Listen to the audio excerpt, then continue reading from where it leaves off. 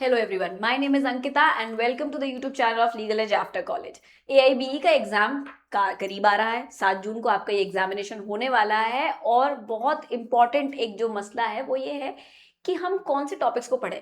देखिए, तैयारी सब करते हैं, कुछ लोग स्मार्टली तैयारी करते हैं इसलिए उन्हें समय कम लगता है और सफलता ज़्यादा मिलती है, और कुछ लोग बहुत ज़्यादा मेहनताना तो देते हैं लेकिन उतना स्मार्ट वर्क नहीं डालते अपने काम में। तो स्मार्ट वर्क हमेशा ना हार्ड वर्क को बीट कर देता है। मैं ये नहीं कह रही कि हार्ड वर्क करना गलत है, बट डायरेक्शनलेस हो करके हार्ड वर्क करना बहुत ज़्यादा गलत बात है।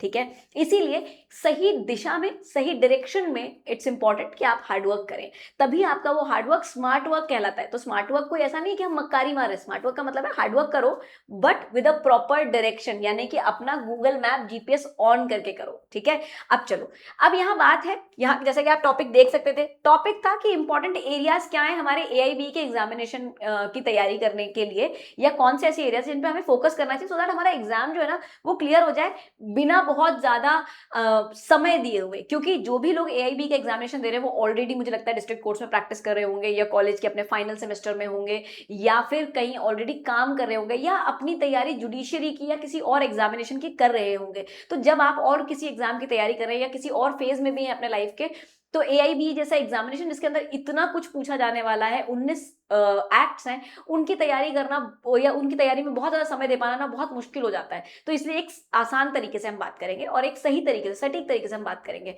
सबसे पहले हम देख लेते हैं सिलेबस क्या है। अब बहुत बेहतरीन बात यह है कि जहां पे आपको सिलेबस दिया है साथ में आपको यह भी बताया हुआ है कि हर सब्जेक्ट पे कितने मार्क्स हैं। Constitution of India 10 marks, CrPC plus BNSS 10 marks, CPC 10 marks, उसके बाद में आपका IPC plus BNS 8 marks, evidence और BSA 8 marks, 4 marks alternative dispute resolution including arbitration act, family law again 8 marks, administrative law public administration administrative law public interest litigation PIL को आपके 4 marks हैं, administrative law को आपके 3 number दिए गए, professional ethics को 4 number दिए गए हैं।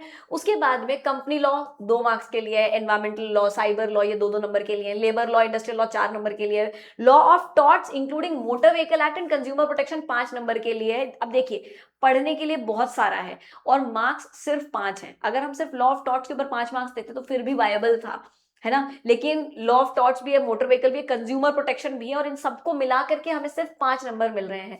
Law related to taxation 4 number के लिए है, contract specific relief, transfer of property, negotiable instruments act, again combination of 4 laws and then only 8 marks. But ये फिर भी डुएबल है। क्यों डुएबल है? क्योंकि ये आपके मेजोरिटी एग्जाम्स के सिलेबस का पार्ट होता है। ठीक है, इसलिए हम इसको डुएबल मानेंगे। अगर आप ऑलरेडी प्रैक्टिस कर रहे हैं तो भी ये आपके लिए काम का है, तो भी आप इसको पढ़ ही रहे होंगे। अगर आप जुडिशियरी की तैयारी कर रहे हैं तो भी आप इसको पढ़ ही रहे होंगे। अगर आप बहुत सारे और एग्जामिनेशन है, आईबीपीएस वगैरह, इनकी तैयारी कर रहे हैं, या कोई भी आपके गवर्नमेंट लॉ ऑफिसर एग्जाम है, तो उनकी तैयारी में भी आपको ये पढ़ने पड़ रहे होंगे, तो इसलिए ये भी डुएबल है। लैंड एक्विजिशन 2 नंबर और इंटेलेक्चुअल प्रॉपर्टी लॉज 2 नंबर के लिए। इस तरीके से आपके टोटल 19 एक्ट्स हैं। ठीक है, अब हमें क्योंकि ब्लूप्रिंट दिया हुआ है एक एक सब्जेक्ट वाइज कितने कितने मार्क्स है ये हमें पता है, तो अब हमारे लिए क्या आसान है कि हम ये समझें कि हमें कैसे पढ़ना है। देखिए, the smartest way is to focus on the high yield subjects, यानी कि उन सब्जेक्ट्स पर ध्यान ज्यादा देना जिनको ज्यादा मार्क्स अलोकेट किए गए हैं बाय द बीसीआई। अब बीसीआई ने ज्यादा मार्क्स अलोकेट किए, कुछ सोच समझ के किए होंगे, तो इसीलिए उन्हीं सब्जेक्ट्स को हमें ज्यादा ध्यान से पढ़ना भी है। प्लस बेरैक्ट नेविगेशन, और बेरैक्ट के नेविगेशन पे आपकी स्पीड कितनी बेहतर होगी। अब बेरैक्ट नेविगेशन की स्पीड कैसे बेहतर करनी है इसके ऊपर मैं पिछला सेशन ले चुकी हूँ, जो आपको कल देखने को मिल गया होगा। ठीक है, तो आप उसके अकॉर्डिंग क्या कर सकते हैं, बेरैक्ट को कैसे हम इजीली नेविगेट करें उसको आप सीख सकते हैं। तो 75 से 80% मार्क्स जो है ना वो आपके कंफर्म हो जाएंगे लॉ सब्जेक्ट्स में, इन्हीं एरियाज में से। Now let us see what are these areas to be very specific. आज की इस वीडियो में मैं सिर्फ उन सब्जेक्ट्स की बात कर रही हूँ जो हाई यील्ड सब्जेक्ट्स हैं। मैं हर छोटे मोटे एक्ट की बात नहीं करूंगी जो 2 नंबर के लिए, 4 नंबर के लिए पूछा जा रहा है, क्योंकि again it will consume a lot of your time and give you a very little in produce. So it's better that we concentrate on the high yielding areas and the areas which are shorter as compared to their length but greater in comparison to their marks. Now starting with constitutional law 10 number के लिए, लगभग हर law student का favourite subject होता है और हर law student को पता होता है कि इसमें इंपॉर्टेंट पोजीशंस या इंपॉर्टेंट पोर्शंस पार्ट्स क्या है। सबसे पहले fundamental rights, writs, DPSPs, basic structure amendment, judiciary and PIL, ये सब क्या है आपके इंपॉर्टेंट एरियाज है. Now it is already something which we knew, but again we got a confirmation also through this video that these are the high yield areas and these are the important areas जिन पे आपको focus करना है when you are studying constitution. तो पूरे 395 395 articles पढ़ने की आपको आवश्यकता नहीं है. You don't have to read each and every nook and corner of your bare act. Just focus on these few principles and few portions जो आपको कॉन्स्टिट्यूशन के 10 नंबर सिक्योर करने में हेल्प कर देंगे. Similarly CPC again very lengthy subject, very technical subject, but you don't need that technical soundness at present. Why? Because it's an open book examination and only an MCQ based examination. ठीक है, इसके लिए आपको high scoring areas क्या है? Jurisdiction, res judicata, res sub judice, plain and written statement, temporary injunction, execution, appeal, review, revision, decree and order. ठीक है, ये चीजों पे आपको फोकस करना है. तो इंडेक्स देखते जाइए और इन चीजों को कवर करते जाइए. क्लियर? इसके अलावा और आपको मुझे नहीं लगता कि कोई और चीज देखने की आवश्यकता पड़ेगी. Then CrPC plus BNSS both will have a weightage of 100 marks. FIR, arrest, bail, anticipatory bail, charge, trial stages, compounding, appeals, revision, power of magistrates. These are few things which are very important. And now these things are not only important for a preliminary basis for this particular examination, but क्योंकि ये areas core practice में बहुत काम आते हैं, है ना? क्योंकि ये areas core practice में बहुत काम आएंगे, तो ये आपको, जैसा कि मैंने पिछले वीडियो में बताया था कि आपको एग्जामिनेशन एक एस्पिरेंट पॉइंट ऑफ व्यू, एक स्टूडेंट पॉइंट ऑफ व्यू नहीं, बल्कि एक प्रोसिक्यूटर पॉइंट ऑफ व्यू से, एक एडवोकेट पॉइंट ऑफ व्यू से देना चाहिए. तो यहाँ पे ना ये सारे के सारे प्रोविजंस वो हैं जो एक एडवोकेट के लिए बहुत जरूरी है. So you will also get an advocate's perspective while reading these provisions and therefore these are even more important. Why? Because आपको एक प्रोसिक्यूट्रिक्स का या प्रोसिक्यूटर का एक्यूमन होने के लिए इन टॉपिक से बहुत वेल अवेयर होना पड़ेगा और ये टॉपिक आपको बार बार वहां पे काम आएंगे. तो इसीलिए इन पे हमें ज्यादा ध्यान देना है. इनसे क्वेश्चंस डेफिनेटली बनेंगे और ज्यादा बनेंगे. देन मूविंग अहेड, बीएनएस या आईपीसी को अगर हम मिला लें तो यहाँ पे 8 मार्क्स का वेटेज है. एंड क्या एरियाज आपके हैं? General exceptions, abetment, common intention, murder, culpable, homicide, theft, robbery, extortion, cheating, criminal breach of trust, defamation and attempts. ये सारी चीजें अगर आप पढ़ लेते हैं तो आपका मेजॉरिटी जो सिलेबस है वो खत्म हो जाएगा यहाँ पर. ठीक है, so be very specific while you are reading things. I am not saying that leave the rest of the portions, but इनको अच्छे से पढ़ लो.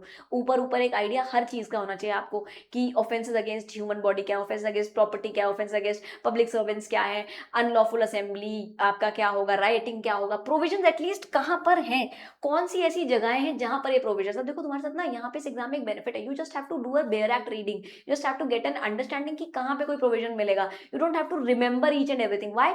Because as far as remembering is concerned, or as far as your memory is concerned, जो आपको अक्सर feel होता है कि यार मेरा उतना ना रटने का ताकत नहीं है, तो कोई बात नहीं ना. It's an open book examination, book खोलना, ढूंढ लेना, बट एक आइडिया तो हो कि राइटिंग कहाँ मिलेगा, अनलॉफुल असेंबली कहाँ मिलेगा, कौन सी धारा के आसपास होगा, कौन से पार्ट में होगा, कौन से चैप्टर में होगा. उतना आइडिया लेके चले जाओ बस, बाकी तो किताब तुम्हारा साथ दे ही देगी. देन एविडेंस और बीएसए मिलाकर के 8 मार्क्स के लिए. Admission, confession, dying declaration, burden of proof, presumptions, documentary evidence, witness examination, hostile witness, leading questions. These are few topics that are the high yield areas of your BSA और your Indian evidence act. ठीक है, तो इनको हमें पढ़ना है. इनके current section numbers क्या है आपके बीएसए के अंदर, इसको याद रखना है. And probably everything that can be asked in the examination will be covered through the list of these topics. Moving ahead with next, again contract, SRA, NIA and property. ये सारे मिला करके 8 मार्क्स के लिए ही है.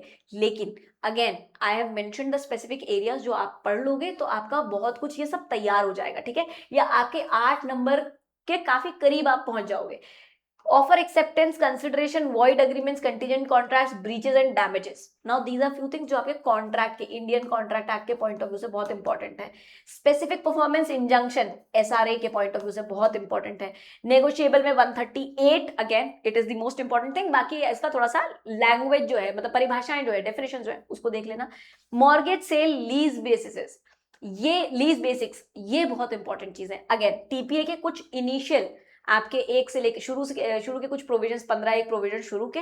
And then types of mortgages, sale जो है आप उसके ऊपर ध्यान दीजिए थोड़ा सा. एक्शनेबल क्लेम है, लीज क्या है, ठीक है, इन चीजों पे ध्यान दे देंगे, आपका पूरा सिलेबस कवर हो जाएगा. You don't have to dive into the depth of that subject. Then last but not the least, family law. Again 8 marks and high yielding area. marriage, divorce, maintenance, succession, adoption, Muslim divorce basics. These are few very important areas. Muslim law के अंदर जितना सवाल मुस्लिम marriage और मुस्लिम dissolution of Muslim marriage से पूछा जाता है, उतना सवाल किसी और एरिया से नहीं बनता.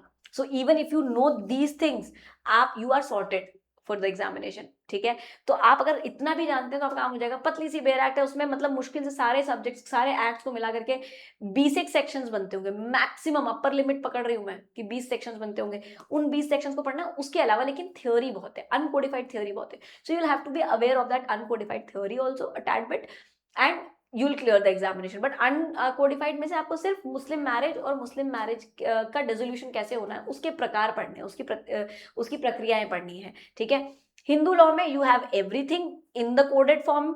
हिंदू मैरिज एक्ट है, आपको मैरिज और डाइवोर्स और मेंटेनेंस से संबंधित. Hindu maintenance adoption and maintenance act है, अडॉप्शन से और मेंटेनेंस से संबंधित. Then you will have Hindu guardianship and minority and guardianship act, minority और यानी कि अवस्था और आपके संरक्षण से संबंधित. Then you will have Hindu succession act जो आपके उत्तराधिकार के बारे में बात करेगा. You will get all the vital information here itself, and only few sections are important. तो अगर आपको लगता है कि मैम एग्जैक्टली कौन से सेक्शंस इंपॉर्टेंट है फैमिली लॉ के अंदर, because it's a cluster of 2 different laws, you can also post a comment under the video.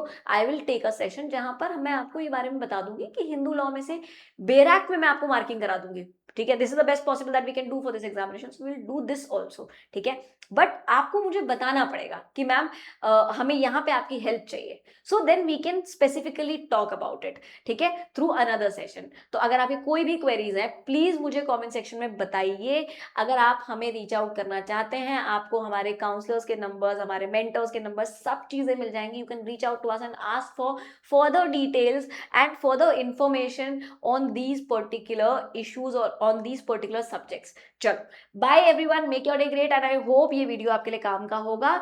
Best of luck.